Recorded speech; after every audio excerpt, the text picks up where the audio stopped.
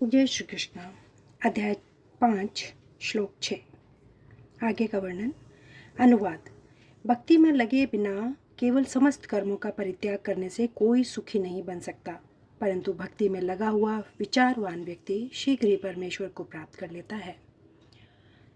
तात्पर्य। सन्यासी दो प्रकार के होते हैं। मायावादी सन्यासी सांख्य दर्शन के अध्ययन में लगे रहते हैं तथा वैष्णव सन्यासी वेदांत सूत्रों के यथार्थ भाष्य भागवत दर्शन के अध्ययन में लगे रहते हैं। मायावादी सन्यासी भी वेदांत सूत्रों का अध्ययन करते हैं, किंतु वे शंकराचार्य द्वारा प्रणीत शारीरिक भाष्य का उपयोग करते हैं। भागवत संप्रदाय के छात्र 5 रात्रि की विधि से भगवान की भक्ति करने में लगे रहते हैं। अतः वैष्णव सन्यासियों को भगवान की दिव्य सेवा के लिए अनेक प्रकार के कार्य करने होते हैं। उन्हें भौतिक कार्यों से कोई सरोकार नहीं रहता, किंतु तो भी वे भगवान की भक्ति में नाना प्रकार के कार्य करते हैं। किंतु मायावादी सन्यासी जो सांख्य तथा वेदांत के अध्ययन में एवं चिंतन में लगे रहते हैं, वे भगवान की दिव्य भक्ति का आनंद नहीं उठा पाते। चूँकि उनका अध्ययन अत्यंत जटिल हो जाता है, अतः वे कभी कभी ब्रह्मचिंतन से ऊब कर समुचित बोध के बिना ही भागवत की शरण ग्रहण करते हैं। फलस्वरूप श्रीमद् भागवत का भी अध्ययन कर उनके लिए कष्टकर होता है। मायावादी सन्यासियों का शुष्क चिंतन तथा कृत्रिम साधनों से निर्विशेष विवेचना उनके लिए व्यर्थ होती है। भक्ति में लगे हुए सन्यासी अपने दिव्य कर्मों को करते हुए प्रसन्न रहते हैं और यह भी निश्चित रहता है कि वे भगवत धाम को प्राप्त होंगे। मायावादी सन्यासी कभी कभी आत्म साक्षात्कार के पथ से नीचे गिर जाते हैं और फिर से समाज सेवा, परोपकार जैसे भौतिक कर्म में प्रवृत्त होते हैं। अतः निष्कर्ष यह निकलता है कि कृष्ण भावनामृत के कार्यों में लगे रहने वाले लोग ब्रह्म अब्रह्म विषयक साधारण चिंतन में लगे सन्यासियों से श्रेष्ठ हैं, यद्यपि वे भी अनेक जन्मों के बाद कृष्ण भावना भावित हो जाते हैं। श्लोक 7। अनुवाद। जो भक्तिभाव से कर्म करता है, जो विशुद्ध आत्मा है और अपने मन तथा इंद्रियों को वश में रखता है, वह सबों को प्रिय होता है और सभी लोग उसे प्रिय होते हैं। ऐसा व्यक्ति कर्म करता हुआ भी कभी नहीं बंधता। तात्पर्य। जो कृष्ण भावनामृत के कारण मुक्ति पथ पर है, वह प्रत्येक जीव को प्रिय होता है और प्रत्येक जीव उसके लिए प्यारा है। यह कृष्ण भावनामृत के कारण होता है। ऐसा व्यक्ति किसी भी जीव को कृष्ण से पृथक नहीं सोच पाता। जिस प्रकार वृक्ष की पत्तियां तथा टहनियां वृक्ष से भिन्न नहीं होती, वह भलीभांति जानती हैं कि वृक्ष की जड़ में डाला गया जल समस्त पत्तियों द्वारा तथा टहनियों में फैल जाता है, अथवा अमाशय को भोजन देने से शक्ति स्वतः पूरे शरीर में फैल जाती है।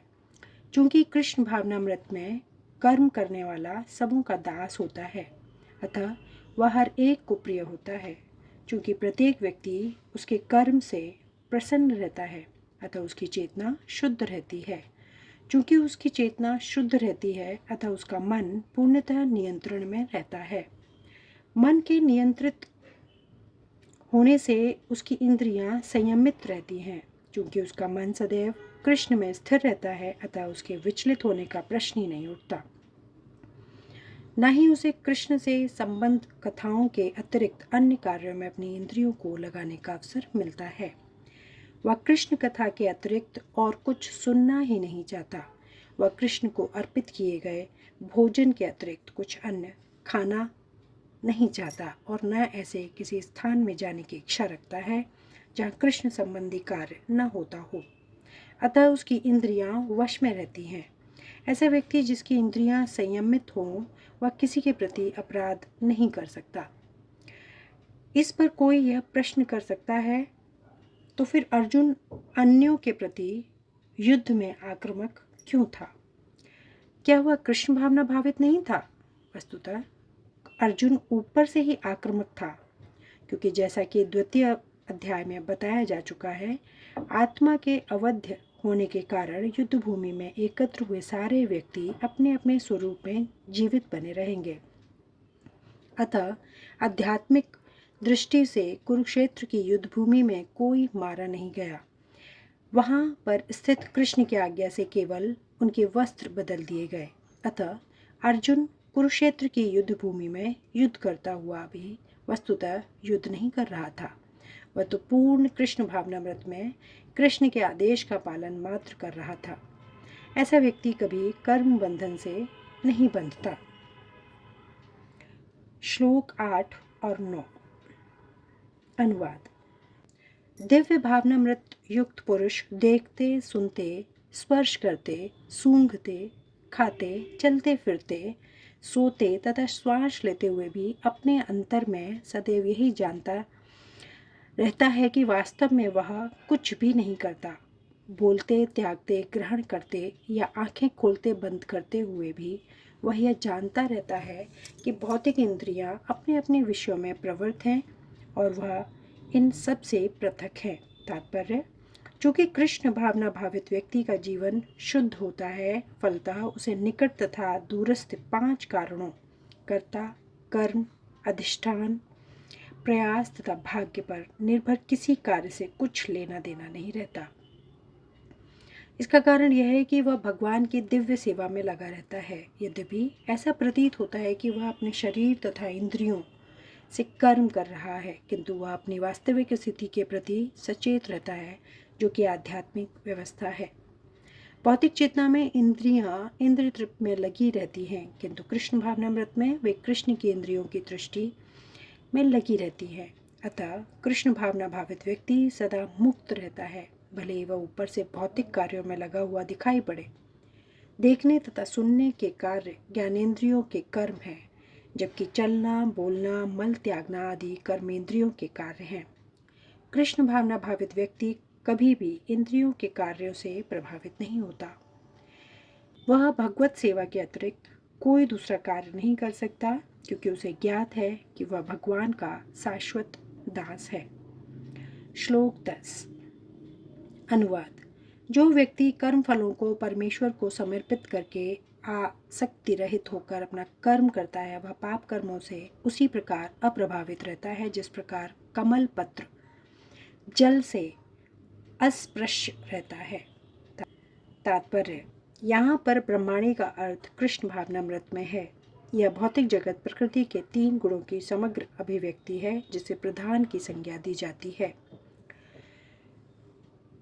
जगत की प्रत्येक वस्तु ब्रह्मा की अभिव्यक्ति है और यद्यपि कार्य भिन्न भिन्न रूप में प्रकट होते हैं, किंतु तो भी वे कारण से अभिन्न हैं। ईशोपनिषद में कहा गया है कि सारी वस्तुएं परब्रह्म या कृष्ण से संबंधित हैं, अतएव वे केवल उन्हीं की हैं। जो यह भलीभांति जानता है कि प्रत्येक वस्तु कृष्ण की है और वे ही प्रत्येक वस्तु के स्वामी हैं, अतः प्रत्येक वस्तु भगवान की सेवा में ही नियोजित है, उसे स्वभावतः शुभ अशुभ कर्म फलों से कोई प्रयोजन नहीं रहता। यहाँ तक कि विशेष प्रकार का कर्म संपन्न करने के लिए भगवान द्वारा प्रदत्त मनुष्य का शरीर भी कृष्ण भावनामृत में संलग्न किया जा सकता है। तब यह पाप कर्मों के कलमश से वैसे ही परे रहता है जैसे कि कमल पत्र जल में रहकर भी भीगता नहीं। भगवान गीता में भी कहते हैं, संपूर्ण कर्मों को मुझे यानी कि कृष्ण को समर्पित करो। तात्पर्य यह है कि कृष्ण भावनामृत विहीन पुरुष शरीर एवं इंद्रियों को अपना स्वरूप समझकर कर्म करता है, किंतु कृष्ण भावना भावित व्यक्ति यह समझकर कर्म करता है कि वह देह कृष्ण की संपत्ति है, अतः इसे कृष्ण की सेवा में प्रवृत्त होना चाहिए। श्लोक 11 से आगे का वर्णन अगले वीडियो में। धन्यवाद। जय श्री कृष्ण।